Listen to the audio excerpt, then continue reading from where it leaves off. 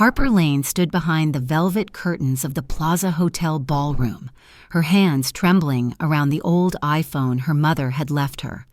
The wedding lights burned through the slit in the fabric, reflecting off crystal chandeliers and the Manhattan skyline beyond the massive glass windows. It should have been someone else's magical day. Instead, it was the day she was being forced to sing a song written to erase her mother's memory. Vivien Cross, her soon-to-be stepmother, had cornered her an hour earlier. Vivien looked perfect in her custom gown, but her voice was sharp as glass. "You will sing the song I chose, Harper. Remember, your father's job depends on it." The words had wrapped around Harper like chains. Guests whispered outside, elegant dresses rustling, heels clicking across marble floors. Harper heard her father's voice, worried, unsure, and it only made the panic rise higher in her chest. She didn't belong here among the millionaires, Tiffany bracelets and perfect smiles. She was just a girl from Queens, wearing borrowed shoes and carrying grief no one respected. Then the music cue started early. Someone had intentionally pushed her out. The curtain lifted. Harper found herself under the blinding lights, a microphone shoved into her hand, cameras already pointed at her for Vivien's live-streamed spectacle. Her voice froze. Every instinct screamed to run. And just as the pressured silence swallowed the room, the ballroom doors slammed open. So hard the chandeliers shook, and a man in a tailored black suit rushed in, shouting her name. Everyone turned as the millionaire Elliot Ward pointed straight at Harper and yelled something that made the entire wedding stop cold. Harper Lane had never asked for a new mother, much less someone like Vivien Cross. After her mom passed away 2 years earlier, life had already been hard enough.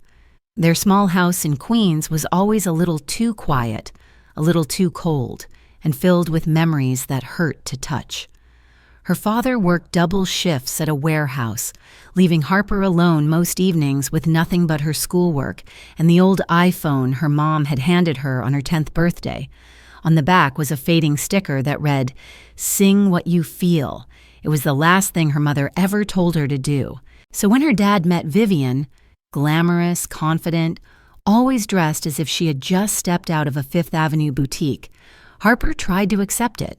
She tried to believe this was good for him. Vivien spoke softly to him, laughed at everything he said, and promised to bring stability into their lives. Harper wanted to trust that. She wanted to believe her dad deserved something bright again. But the brightness faded fast. Vivien never raised her voice at first. She didn't need to. She knew how to make Harper feel small with a glance. She commented on Harper's thrift store clothes, her simple braids, her soft voice. "Confidence builds success, Harper," she'd say with a sharp smile. "No one respects a girl who hides behind her hair." Vivien began fixing everything. Harper's outfits, Harper's room, Harper's schedule. She insisted Harper join her at dress fittings, planning meetings and rehearsals for the wedding at the Plaza. "You'll sing a tribute," Vivien announced, as if Harper had agreed. "A child's voice brings emotion. Investors respond well to emotion." Harper didn't understand what investors had to do with a wedding, but she did understand the way her father panicked whenever Vivien mentioned her business partnerships. She saw his shoulders tighten. She heard the stress in his breath. He wanted this marriage to work. He wanted Harper to at least pretend, so Harper stayed quiet. She swallowed every insult, every manipulation, every moment Vivien accidentally stepped on her mother's old iPhone. She kept singing alone in her small room at night, the only place she still felt human. But deep inside, Harper feared something bigger than a wedding was coming. Vivien didn't want a stepdaughter. She wanted a prop. And Harper sensed that soon she'd be cornered into a moment she couldn't escape. Harper Lane had grown used to the creaking floors and flickering kitchen light of their tiny Queens apartment. The place smelled faintly of old books and laundry detergent, and every corner still held something of her mother. Her favorite mug, her scarf hanging by the door, the little plant she nurtured until the day she couldn't anymore. It wasn't much, but it was home. It was honest. It was theirs. So when Vivien Cross began sweeping them into her world of luxury, Harper felt like a misplaced object dropped into the wrong scene. Vivien insisted they upgrade every detail of their lives, from clothes to manners to transportation. Suddenly, Harper found herself sitting in the back of a sleek black Mercedes, watching Queens fade behind them as Manhattan's skyscrapers rose like steel giants. Vivien lectured her the entire drive. "Remember to stand straight, don't shuffle, speak clearly, and don't embarrass me in front of clients." As if Harper existed solely to damage her reputation. The day they reached the Plaza Hotel for wedding rehearsals, Harper could barely process the shift. Marble floors gleamed under the chandeliers.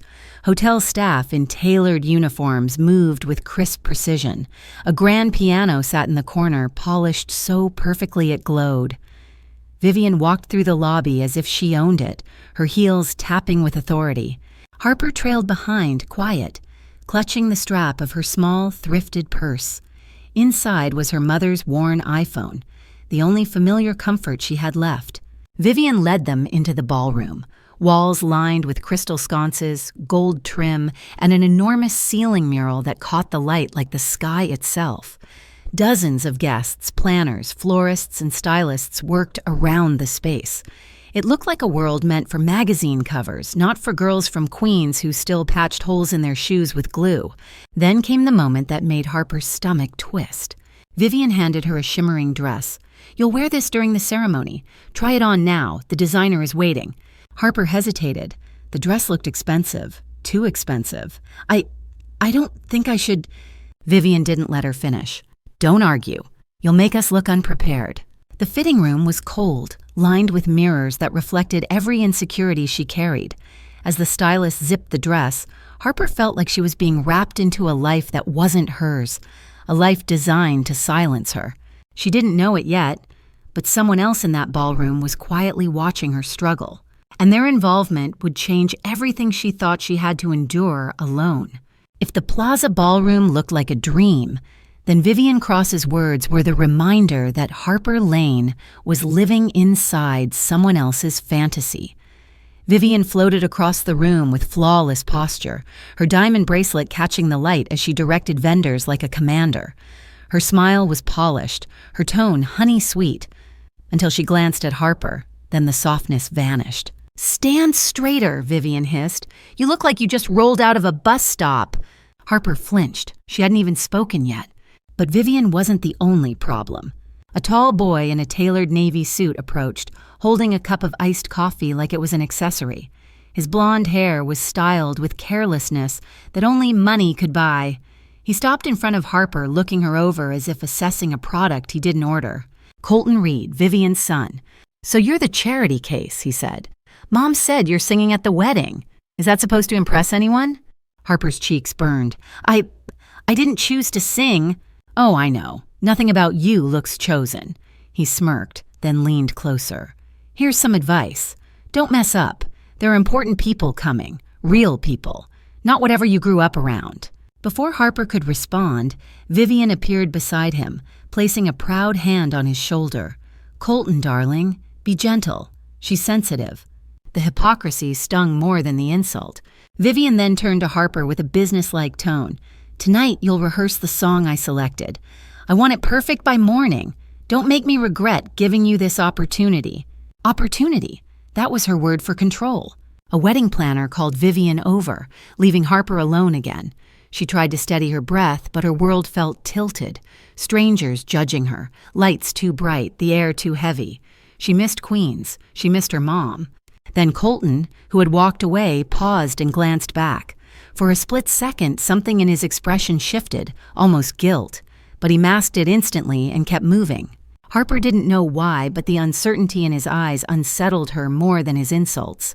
Because if Colton wasn't entirely cruel, then maybe Vivien's influence ran deeper than anyone admitted. And Harper was about to witness just how far Vivien would go to keep her perfect image intact. Harper Lane had just stepped out of the fitting room when she heard Vivien Cross's voice slicing through the air like a knife disguised in silk. Vivien was speaking sharply into her phone, pacing near the end of the ballroom where the crystal wall sconces cast long shadows across the marble floor. Harper didn't mean to listen. She never did. But Vivien's tone was too sharp, too urgent to ignore. "I don't care what the board thinks," Vivien snapped. "I need this wedding flawless. The live stream must feel emotional enough to push the investors. If they don't sign by Monday, everything collapses. A pause, then colder. Yes, I'll use the girl. That's the whole point. Harper froze. The girl. Not Harper, not her future stepdaughter. Just a tool, an emotional prop. Vivien ended the call abruptly and turned around, nearly bumping into Harper. For a moment, her expression cracked. Annoyance, then calculation, then a sugary smile pasted over it. Oh, Harper, didn't realize you were standing there. Her eyes narrowed just enough to send a warning. I hope you weren't eavesdropping. That would be disappointing. I wasn't, Harper whispered, though her racing heartbeat betrayed her. Vivien stepped closer, fixing a stray strand of Harper's hair with a touch that felt more like restraint than care. Good, because you have enough to worry about. The song you'll perform tomorrow has a very specific message, one that matters to me. Harper hesitated. What message? Vivien's smile deepened cruelly. Letting go of the past, especially unnecessary attachments. It didn't take long for Harper to understand. Vivien meant her mother. This wasn't a tribute, it was an erasure. Before Harper could speak, Colton Reed reappeared with a stack of guest programs. Mom, the designer wants you to approve the gold foil version. Vivien turned to him, instantly glowing with pride, leaving Harper suspended in shock. But as Colton handed the programs over, his fingers brushed Harper's hand accidentally. He looked at her, really looked, and something flickered in his expression. Conflict or recognition. Then he said quietly, "You should stay away from her tonight." Harper's breath caught. Why? Colton swallowed hard, glancing at his mother. I think she's planning something much worse than a song. Before Harper could question him, a planner called Colton away, and he disappeared into the crowd, leaving Harper with one chilling truth. Vivien's scheme had only just begun, and Harper was its centerpiece. Harper Lane slipped out of the crowded ballroom needing air. Any air that didn't smell like stress and perfume and the weight of expectations she never asked for. She wandered down one of the plaza's quieter hallways, lined with framed photographs of old galas and New York legends. Here, the noise softened. The lights dimmed. For a moment, she could breathe. She stopped near a small lounge area where a grand piano rested under soft, golden lighting. No one was around. No cameras. No Vivien. Just silence. Almost without thinking, Harper sat at the piano bench. Her fingers hovered over the keys, uncertain, then gently pressed a chord. It echoed warmly through the empty corridor. She played the melody her mother had taught her, the one she always hummed when life felt too heavy. Harper closed her eyes and let the music pull the hurt out of her chest, note by note. When she sang the first quiet line, she didn't notice someone approaching. Elliot Ward, millionaire tech founder and a name whispered with respect across Wall Street, had stepped out of a meeting room holding a folder of contracts. He paused mid-stride. He knew that voice. He had heard it once at a charity event years ago. A child's voice filled with raw emotion that had moved an entire crowd. He slowly lowered the folder. When Harper finished the chorus, Elliot stepped closer. That song, you sing it beautifully. Harper gasped and immediately stood. Oh, I'm sorry. I didn't know anyone was here. No need to apologize. Elliot's tone was gentle, nothing like the polished giants in the ballroom. You have a gift. What's your name? Harper, she murmured, twisting her fingers. Harper Lane. His expression shifted, recognition then concern. You're Vivien Cross's stepdaughter, she said quietly. Almost. Elliot hesitated. Are you all right? You looked shaken. Harper opened her mouth, then closed it. How could she explain? How could she tell a stranger that she was being forced to sing a song meant to insult her dead mother in front of hundreds? Instead, she whispered, I just needed a break. The wedding is a lot. Elliot studied her with a seriousness that felt protective. If someone is pressuring you... Before he could finish, Vivien's voice pierced the hallway. There you are. She swept toward them, irritation burning beneath her elegant smile. Harper, you're needed, and Mr. Ward, so lovely to see you. Elliot didn't smile back. Vivien placed a tight hand on Harper's shoulder, and Elliot realized in that exact moment that something was terribly wrong, and he couldn't walk away from it. Harper Lane returned to the suite Vivien had arranged for the wedding weekend, a stunning, high-ceilinged room overlooking Central Park. To anyone else, it would have looked like luxury, but to Harper, it felt like a cage wrapped in gold. She stepped inside quietly, hoping to be invisible, hoping for 5 minutes alone to steady her thoughts after her unexpected encounter with Elliot Ward. On the bedside table sat her Kindle, the one item she always carried besides her mom's old iPhone. Not because she read much, though she tried, but because inside the case, tucked behind the screen, was her mother's last letter. The handwriting was soft, looping, and slightly faded, but Harper had memorized every word. It reminded her of who she was before Vivien's world tried to rewrite her. She reached for it, but the door opened behind her. Vivien cross-entered without knocking. Her heels clicked sharply on the polished floor as she approached. "Harper, we need to go over tomorrow's schedule." I just need a minute," Harper whispered, clutching the Kindle. Vivien's eyes narrowed. "What are you hiding?" "I'm not hiding anything," Harper said too quickly. Vivien stepped forward, snatched the Kindle from her hands, and opened the case. The letter slid out and floated to the floor like a fragile leaf. "What's this?" Vivien asked, though she already knew. Harper's breath hitched. "Please don't. It's the last thing I have from her." Vivien picked up the letter between two fingers as if it were something dirty. "You're too emotional. This is why you can't focus. You should be preparing for tomorrow, not clinging to the past." It's not just the past," Harper pleaded. "It's my mom." Vivien smiled, a thin, cruel curve. "Not anymore." Before Harper could move, before she could even breathe, Vivien tore the letter straight down the middle. The sound was small but devastating, like a piece of Harper's chest ripping open. "No!" Harper cried, dropping to her knees to gather the pieces. Vivien didn't flinch. "You'll thank me one day. Attachments make you weak." Behind her, someone stood frozen in the doorway. Colton. His eyes widened, not with mockery this time, but with something Harper had never seen in him before. Horror, maybe even guilt. He stared at his mother, then at the torn letter scattered across the carpet. "Mom, what did you do?" he whispered. Vivien turned sharply. "Close the door, Colton. This doesn't concern you." But for the first time, Colton didn't obey immediately. And Harper realized that the first crack in Vivien's perfect control had finally appeared, small but dangerous. Harper Lane barely slept after Vivien tore her mother's letter. She spent half the night trying to tape the pieces together, hands shaking, tears drying on her cheeks until they left salt marks along her skin. By morning, her eyes were swollen, and her chest felt bruised from holding in too much emotion. She wished she could talk to her dad, but he had been strangely distant all week, distracted by phone calls he wouldn't explain. When Harper finally found him downstairs in one of the plaza's smaller lounges, he looked exhausted. Dark circles under his eyes, hair disheveled, worry etched deep across his forehead. He was sitting alone, staring into a cup of untouched hotel coffee. "Dad?" Harper whispered. He looked up quickly, forcing a smile. "Hey, sweetheart, you look tired. Everything okay?" Harper opened her mouth to tell him everything, about the letter, the song, the wedding, Vivien's threats, but then Vivien herself entered the room, gliding toward them with a confidence that made Harper shrink automatically. "Oh, good, you're both here," Vivien said, clasping her hands together like a hostess preparing a photo op, but her eyes were cold. "We need to finalize the ceremony order." Harper swallowed. "Dad, can I talk to you? Alone?" Vivien stepped in before he could answer. "Whatever it is, it can wait." Harper shook her head. "No, it can't." Vivien's jaw tightened.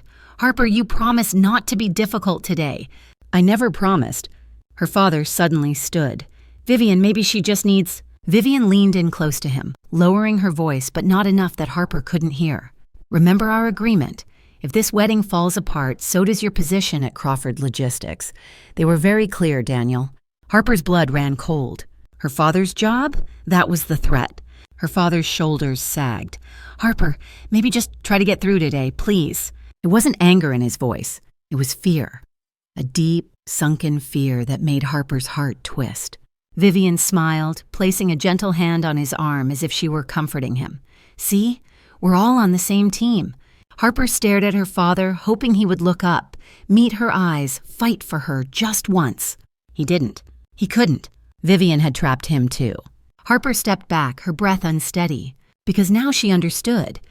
Vivien wasn't just controlling her, she was controlling everything around her, and Harper was running out of places to hide. Harper Lane was escorted to the music rehearsal room, a stunning space lined with velvet curtains, gold trim, and a soundboard so advanced it looked like something from a recording studio in Los Angeles. But none of the elegance mattered. Her stomach was in knots because she knew what awaited her: the song Vivien had chosen. The one Harper was expected to perform in front of hundreds of influential guests, cameras, and live stream viewers. A wedding staff member handed her a printed lyric sheet. "Your stepmother said you should practice this version." Harper unfolded the page. The first line hit her like a punch. "Leave behind the echoes that hold you down. Let go of the shadows of a life long gone." Her chest tightened. Shadows of a life long gone. That was her mother. Vivien hadn't chosen a sentimental wedding ballad. She had chosen a song that implied Harper should forget her past, forget the woman who raised her, forget every memory that kept her grounded. Harper flipped through the verses, each line sharper than the last. "Don't cling to what's broken. The future is brighter without the weight you carry." Tears gathered in Harper's eyes. This wasn't just insulting, it was cruel. Vivien wanted to humiliate her publicly, using her voice as the weapon. And once the performance hit the live stream, once investors saw Harper forcing a heartfelt song about cutting ties, Vivien would look like a saint who helped a lost girl move on, securing sympathy and leverage for her deal. The music director entered, cheerful and oblivious. "Harper, let's run the opening notes. Vivien wants the delivery emotional but controlled." Harper's throat tightened. Emotional? Controlled? How was she supposed to sing words aimed directly at her grief? She took her place behind the microphone, the sheet trembling in her hands. When she attempted the first verse, her voice cracked. The director paused, concerned. "Are you all right?" Before Harper could answer, Vivien swept into the room, her perfume announcing her before her voice did. "What's the problem?" Vivien asked sharply. Harper held the lyric sheet out. "This song, it's not about love, it's about erasing someone." Vivien smiled, slow and poisonous. "Art is interpretation, Harper. If you want people to believe your performance, you need to let go of unnecessary attachments. It's time to grow up." Harper felt her heart sink. "You're doing this on purpose." Vivien leaned in, her whisper slicing deep. "And tomorrow, everyone will watch you do it." Harper's breath caught. Because in that moment, she realized the song wasn't meant to embarrass her. It was meant to break her. Elliot Ward didn't usually check work messages during weekends, especially not during high-profile social events like Vivien Cross's extravagant wedding.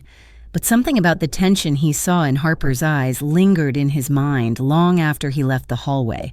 So when his phone vibrated with a notification, a private email sent to his encrypted business account, he opened it immediately. The subject line was chillingly simple. "Cross financial irregularities, you need to see this." Elliot frowned and clicked. Inside was a single attachment, a folder of spreadsheets, contract drafts, and flagged transactions tied to Vivien's luxury planning company. At first glance, everything looked polished, but Elliot had spent years navigating high-stakes corporate deals. He knew what deception looked like, and buried among the files were clear markers of manipulated numbers, hidden debt, inflated projections, and funneling of funds from previous investors. It wasn't just sloppy bookkeeping, it was fraud. And one more detail struck him deeper. Vivien was planning to use her wedding livestream to soften investor skepticism and finalize an $8 million deal, the same deal she had tried to involve his own company in months ago, before he quietly pulled out, sensing something off. Now he had proof. But the email had no name, only a message at the bottom. "Vivien is using the girl. Stop her before she ruins more lives." Elliot leaned back in his chair, the plush leather creaking. He replayed Harper's trembling voice, her hesitance, her apologetic posture. She wasn't just stressed, she was trapped.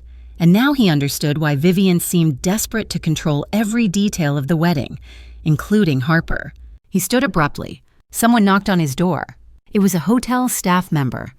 "Mr. Ward, Miss Cross is requesting your attendance at the investors' preview dinner tonight."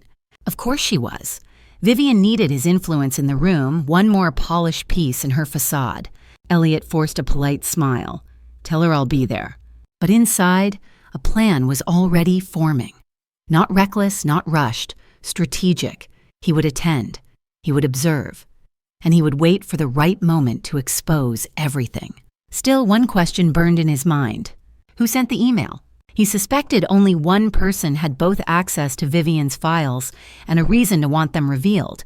And Elliot sensed that someone inside Vivien's own family had finally decided to turn against her.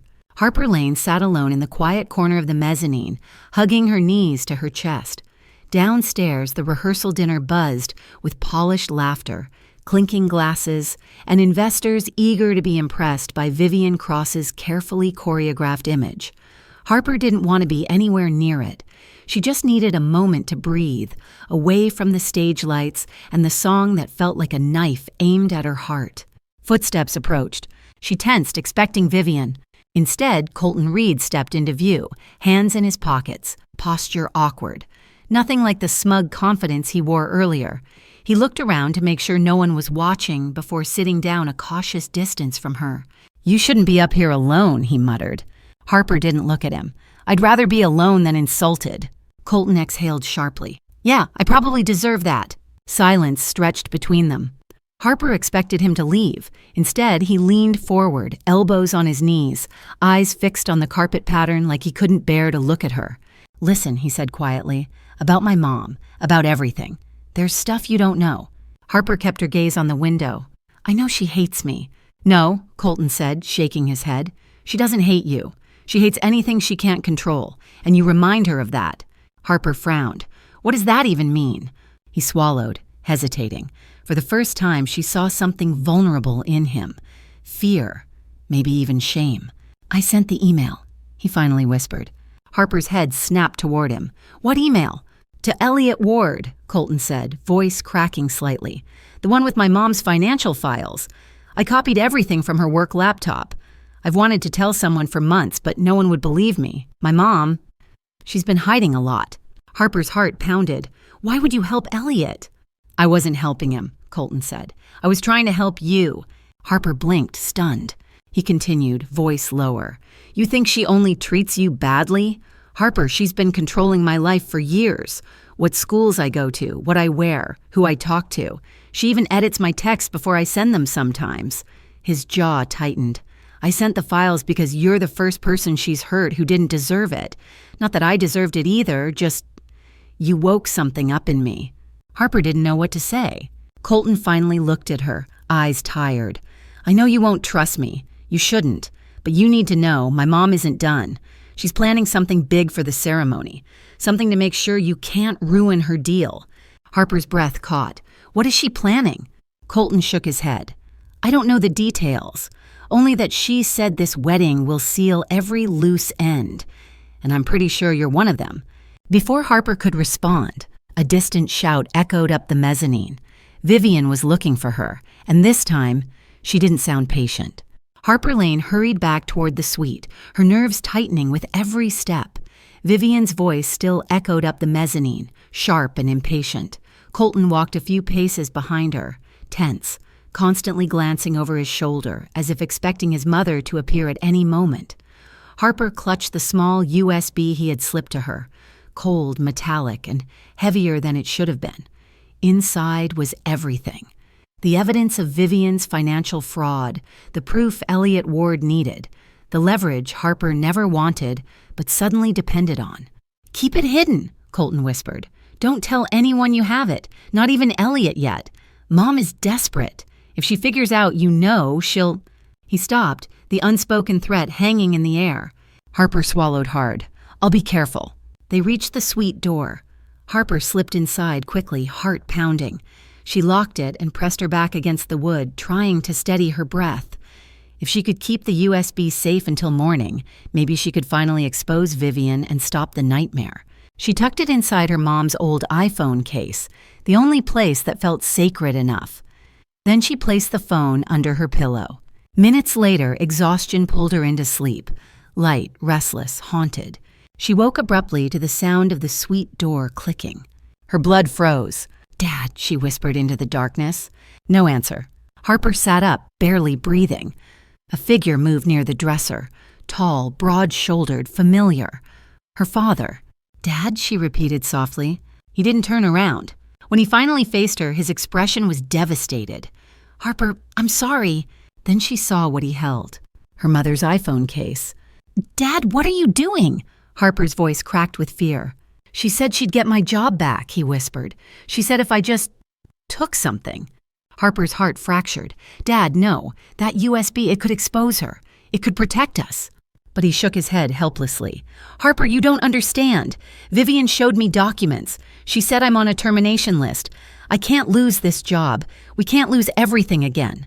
Her breath came shallow, sharp. "Dad, please, don't give it to her." He hesitated just 1 second. But it was enough for guilt to consume him.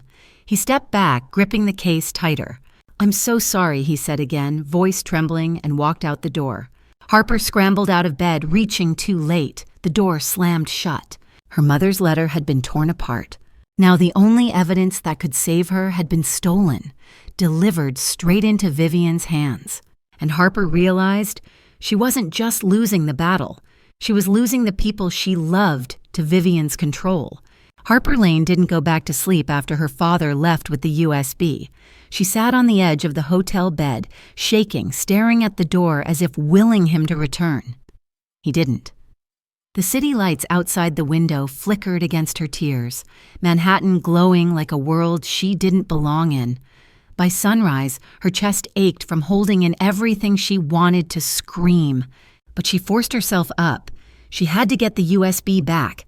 She had to stop Vivien. Harper slipped out of the suite and hurried down the hallway, every step filled with fear and determination. When she reached the private conference room Vivien had been using for wedding preparations, the door was slightly open. Voices drifted out, tense, hurried. She recognized one immediately. Her father. "Vivien, I did what you asked," he said, voice tight and cracking. "I got the USB. Now please, just talk to Crawford Logistics. Tell them to keep me employed." Vivien's reply was smooth, almost bored. "Daniel, I said I'd consider it, not guarantee it." Harper froze outside the doorway. Her father's breath hitched. "You promised." "I promise many things," Vivien said. "None of them are free." Harper pressed her hand over her mouth to keep from crying out. Then another voice entered the conversation. Cold, unfamiliar male. "Is this really the man you were worried about? He looks desperate." Vivien sighed. "He's desperate. That's why he's useful." Her father's voice broke. "Please, my daughter depends on me." "Oh, Harper will be fine," Vivien said dismissively. "Once this wedding secures my investor deal, I'll have the resources to shape her properly. She'll forget all this emotional nonsense she clings to." Harper felt her knees weaken. Then there was the unmistakable sound of her mother's iPhone case hitting the table. "Here," Vivien said, "let's see the files." Harper braced herself. But the man spoke again. "These are corrupted." "What?" Vivien snapped. "There's nothing here," he said, clicking through. "No spreadsheets, no documents, just blank space." Harper's eyes widened. "Corrupted? No, that wasn't possible, unless—" Her father spoke, panicked. "I didn't look inside. I swear I didn't touch anything." Vivien's voice grew venomous. "You brought me an empty drive? Do you know what this means?" The man added sharply, "If investors sense even one inconsistency, your deal is dead." Vivien hissed. "I need that evidence now." Harper's pulse thundered. It wasn't empty. She'd seen the files herself. Something else happened. Someone intentionally wiped the USB. Not her father. Not Vivien. Someone with access. Suddenly a shadow moved behind her, and she jerked around, straight into Colton. He held out a small object, another USB. His whisper was urgent, trembling. She didn't get the real one. Harper's breath stopped. Because the only person Vivien trusted least had just double-crossed her and saved Harper in the most unexpected way. Elliot Ward arrived at the Plaza's private terrace just before the investor preview dinner. The Manhattan skyline shimmered behind him, but he barely noticed. His mind was on the email, the fraud, and the terrified expression Harper wore when Vivien dragged her away earlier. He planned to confront Vivien discreetly before the ceremony, expose her manipulation, and pull Harper out of danger before things spiraled beyond repair. But the moment he stepped inside the terrace lounge, a pair of security guards approached. "Mr. Ward, one said stiffly. "Miss Cross and her partners request that you remain in the VIP area tonight. No roaming between event spaces." Elliot frowned. "Since when?"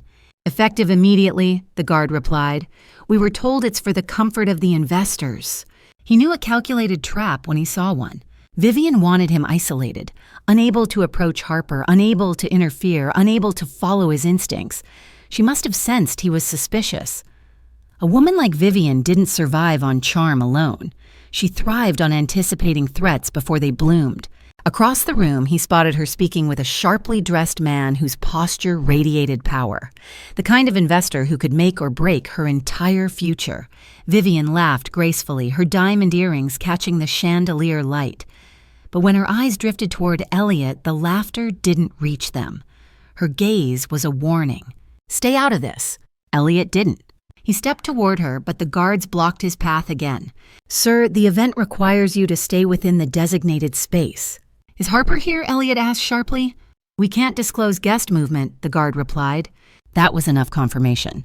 Vivien was hiding Harper. A cold realization settled in Elliot's chest. Vivien wasn't just manipulating a wedding.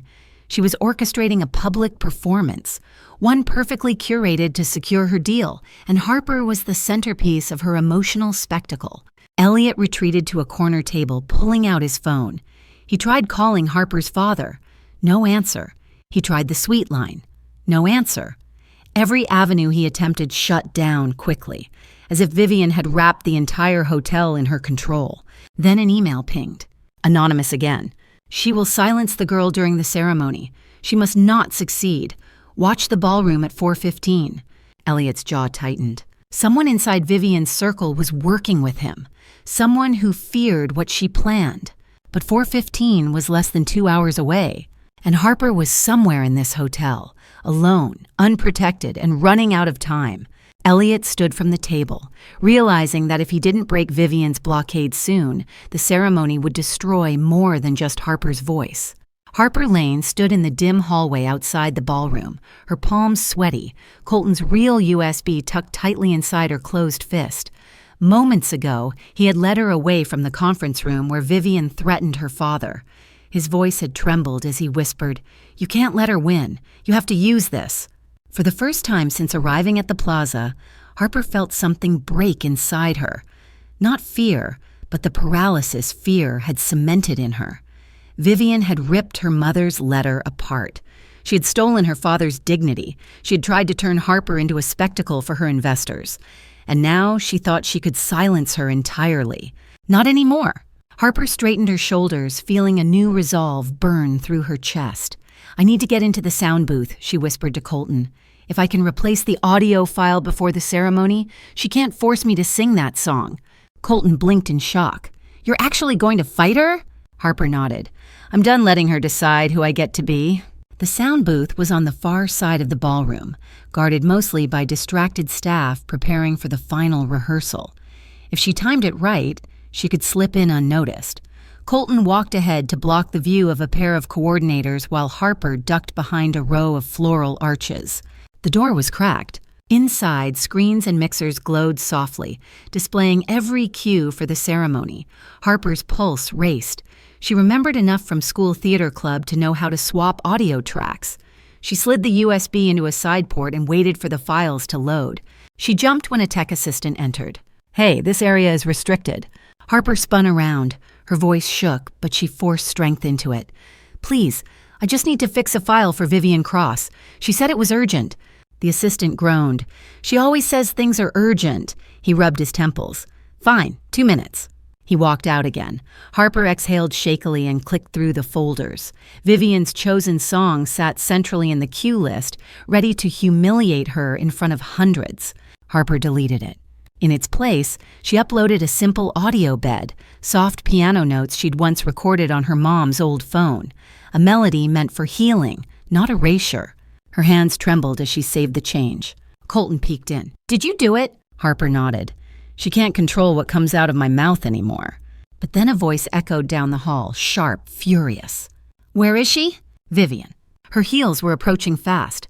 Harper's heartbeat thundered. There was no escape route except the one Vivien stood in. And as the door swung open, Harper realized she was about to face Vivien head-on, whether she was ready or not.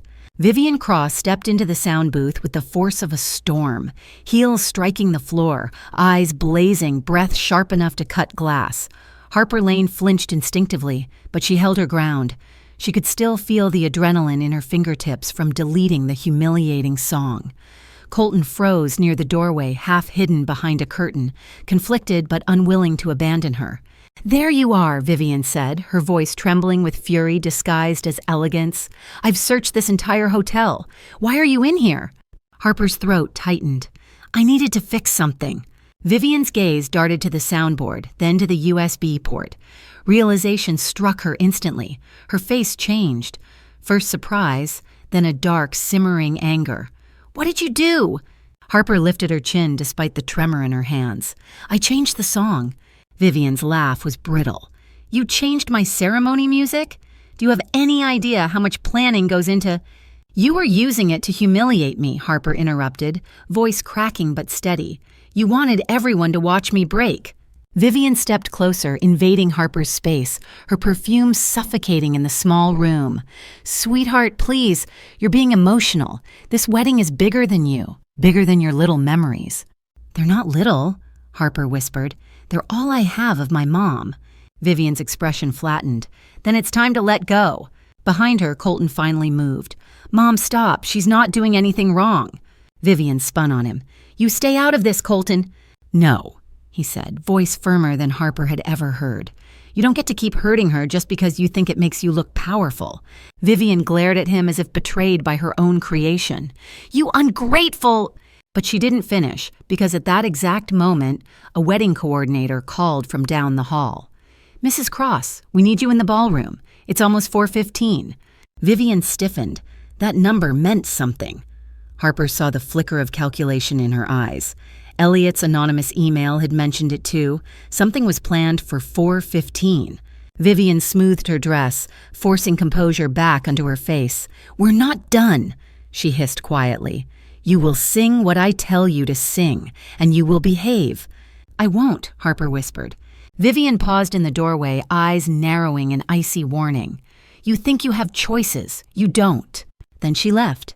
The moment she disappeared down the hall, Harper exhaled shakily, gripping the soundboard for balance. Colton stepped closer. "She's losing control. That's why she's acting like this." Harper nodded, though fear still ricocheted in her chest. "What happens at 4:15? Colton looked toward the ballroom, jaw tight. "Whatever it is, she thinks it'll guarantee her deal, and she thinks you can't stop it." Harper stared at the USB still glowing in the port. "But she's wrong," she whispered, because for the first time, Harper wasn't running. She was preparing to fight her stepmother in front of everyone. By the time Harper Lane stepped into the wings of the ballroom, the entire space had transformed into a glittering stage. Rows of crystal chairs reflected the amber lighting. Dozens of cameras were positioned strategically, some to film the ceremony, others dedicated to Vivien's high-profile investors watching remotely. The hum of conversations, the rustle of gowns, the soft clinks of champagne glasses, all of it blended into a single overwhelming wave. Harper's pulse hammered in her ears. Vivien stood near the altar arch, radiant and terrifyingly composed. She was speaking with a producer, pointing toward the stage with the air of a woman orchestrating her own coronation. Every detail served her image, the flowers, the lights, even the timing of emotional beats meant to make her seem warm and maternal. All of it fake. Colton leaned toward Harper from behind a pillar. "You don't have to go out there." "Yes, I do," Harper whispered. "If I don't show up, she wins. And if I sing the song she picked, she wins." She exhaled shakily. "I only get one chance to take control." The ceremony music began, a soft instrumental meant to guide guests to their seats. Staff members frantically coordinated the sequence. Harper spotted the tech assistant she'd spoken to earlier. The new audio file she uploaded was in place. Her heart thudded with both fear and possibility. Then suddenly, the ballroom doors slammed open. A murmur swept across the guests. Elliot Ward strode inside, out of breath, determination written across his face. Security tried to approach him, but he held up a hand, commanding the room without raising his voice. His presence alone disrupted the carefully curated elegance Vivien had worked so hard to maintain. Vivien froze mid-sentence, irritation cracking her polished facade. "Elliot, what are you doing?" "I need to speak with Harper," he said firmly. Guests whispered. Cameras swung toward him. Investors shifted in their seats, sensing conflict. Vivien laughed lightly, trying to smooth the tension. "This isn't the time for—" "I didn't ask for your permission," Elliot said. Gasps rippled across the room. Vivien's expression hardened. "Security!" But before she could finish, Harper stepped out from behind the curtains. "It's okay," she said. Her voice shook, but she stood tall. "I'll talk to him." Elliot approached her with urgency. "Harper, whatever Vivien told you, whatever she's forcing you into, you don't have to go through with it. I know what she's planning with the investors, and I know she's been hurting you." Vivien marched toward them, panic finally breaking through her elegant control. "Harper, get back here, now!" Harper didn't move. Elliot lowered his voice. "If there's anything you're afraid to say, you can say it now. You're not alone anymore." The entire ballroom watched. Hundreds of eyes, dozens of cameras, all pointed at a 14-year-old girl standing between a manipulative stepmother and the one adult brave enough to challenge her. Vivien's voice turned sharp. "Harper, don't you dare make a scene!" For the first time, Harper looked her stepmother directly in the eyes. "I'm not making a scene," she said softly. She stepped toward the stage. "I'm telling the truth." And as the spotlight shifted onto her, Harper realized she was moments away from exposing everything, live, with the world watching. Harper Lane stepped onto the stage, the soft glow of the ballroom lights settling over her like a spotlight she never asked for. Hundreds of guests stared, confused by the sudden disruption. Cameras adjusted their focus. Microphones hummed to life. Vivien Cross stood frozen beside the aisle, her perfect smile gone, her eyes calculating every possible damage this moment could bring. The pianist looked to Harper awaiting a cue, but Harper didn't nod. She didn't even reach for the microphone yet. She looked at the audio tech in the back, the same assistant who had given her 2 minutes. He glanced at the cue sheet, then at Harper. When she gave the slightest nod, he understood. He switched tracks. A soft piano melody began to play. The one Harper had uploaded, the one her mother used to hum. Vivien's face drained of color. "Stop the music!" she hissed. But the sound was too loud, and the room too focused on Harper to obey. Elliot Ward stepped closer to the front row, watching with guarded hope.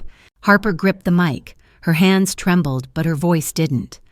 "This isn't the song Vivien chose," she began, her words echoing through the ballroom. "Because the one she chose wasn't written for love. It was written to hurt me." A shocked murmur spread across the guests. Vivien's heels clicked sharply as she approached the stage. "Harper, stop this nonsense immediately." "No," Harper said louder now. "Not this time." She continued, "Vivien told me I needed to let go of the past. But the past is my mother. And I won't erase her just so someone else can look powerful." A few guests gasped. Others leaned forward. Behind Vivien, several investors exchanged wary glances. Harper's voice strengthened. "My dad was threatened. I was threatened. And Vivien didn't want a family. She wanted a performance." Vivien lunged toward the stage stairs. "Turn her mic off," she barked. But Elliot stepped into her path, blocking her. "Touch that girl," he said quietly, "and I will personally ensure every investor here hears exactly what you've been hiding." Vivien froze, breathing shallow. Harper continued, emboldened. "Vivien tried to control everything, including me, but she forgot something. People deserve the truth." She held up the USB. "This isn't just evidence. It's proof of what she's done." A stunned silence fell. Vivien's lips parted, but nothing came out. For the first time, she had no script to hide behind. Harper looked at the crowd. "I'm not performing today.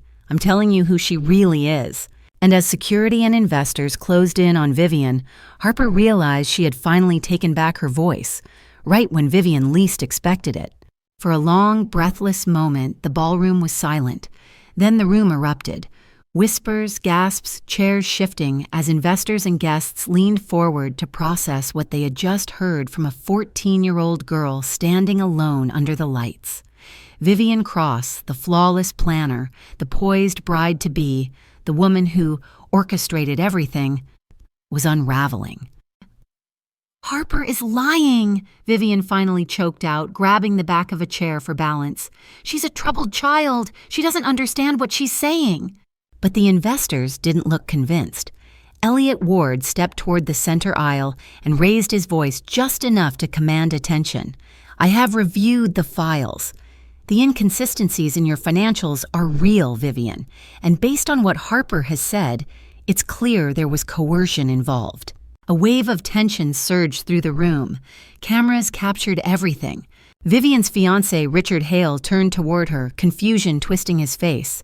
Vivien, what is he talking about? She reached for him desperately. Richard, please, he's twisting things. They're all twisting. But then Colton stepped forward from the side of the room. He looked directly at his mother. Mom, he said quietly, stop lying. Vivien's expression shattered, eyes widening, breath stalling. Colton, you? Colton swallowed, voice breaking. I'm done covering for you. I'm done pretending everything you do is okay. Harper's telling the truth. A collective gasp rippled through the audience. Vivien's desperation turned sharp. You ungrateful child, after everything I've... Richard cut her off, voice hardening. Vivien, did you threaten this girl? Did you threaten her father's job? Vivien stammered. I managed the situation. It's not like that. But the investors were already stepping back from her, muttering among themselves. One spoke bluntly. If even a fraction of this is true, the deal is off. Vivien's face drained of color. Then hotel security approached. Miss Cross, the lead guard said carefully, we've been asked to escort you to a private room until authorities arrive. Mr. Ward has forwarded financial evidence to our legal team. Vivien spun toward Harper, eyes blazing with betrayal and disbelief. You did this. You ruined everything. Harper didn't flinch. For the first time, she wasn't afraid. No, she said softly. You ruined it when you tried to break me. Security took Vivien by the arms. She tried to pull away, her voice rising in panicked shrieks. Richard, stop them! Colton, help me! Someone do something! But no one moved. Not even her fiancé. Not even her son. Colton looked at Harper instead, quiet, apologetic, relieved. As Vivien was escorted out of the ballroom, the guests parted like a curtain. Her screams echoed off the crystal walls, her wedding unraveling in front of the very people she tried to impress. And Harper realized Vivien hadn't just lost her deal. She had lost everything she used to control others. The ballroom felt different after Vivien Cross was taken away, lighter as if the walls themselves exhaled in relief. Guests whispered in stunned clusters. Cameras were lowered. The wedding music, once orchestrated to impress investors, now drifted softly in the background like a distant memory. But Harper Lane stood at the center of it all. The microphone still in her hand, her chest rising and falling with the realization that she had survived the impossible. Her father rushed toward her, face pale and eyes filled with shame. Harper, honey, I'm so sorry. His voice cracked. I should have protected you. I let her scare me. I let you down. Harper blinked through the tears forming again, not from pain this time, but from something warmer. Dad, you were scared. She scared all of us. She stepped closer and wrapped her arms around him. We can start over, just us. He hugged her tightly, trembling. I promise I will never let anyone control our lives again. Colton approached timidly, hands in his pockets, uncertainty written across his face. Harper, I know saying sorry isn't enough, but I'm sorry for everything, for what I said when we first met, for not standing up sooner. Harper gave him a small, gentle smile. You did stand up when it mattered. Colton exhaled in relief.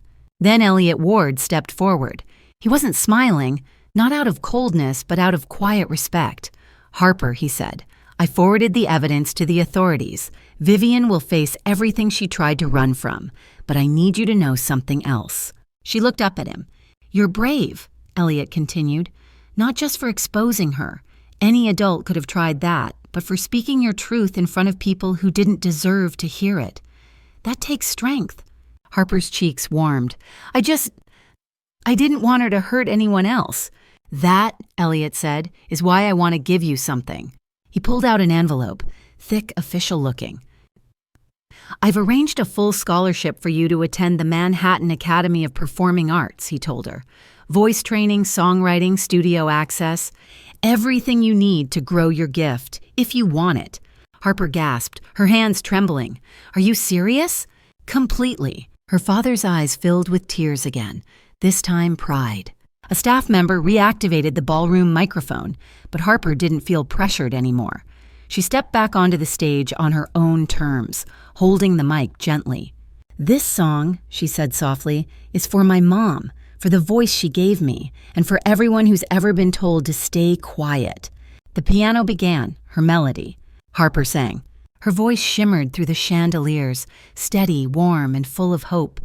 Guests listened in awe, not because they were instructed to, not because it fit a program, but because the sound carried truth. When she finished, the entire room rose in a standing ovation. Harper Lane stood tall under the lights, no longer a prop, no longer afraid. She had her voice back, and this time no one would take it from her. So that's how the story ends. But my friends, you're still here, right? And if you're still watching at this moment, then something in Harper's journey touched your heart in a way that isn't accidental.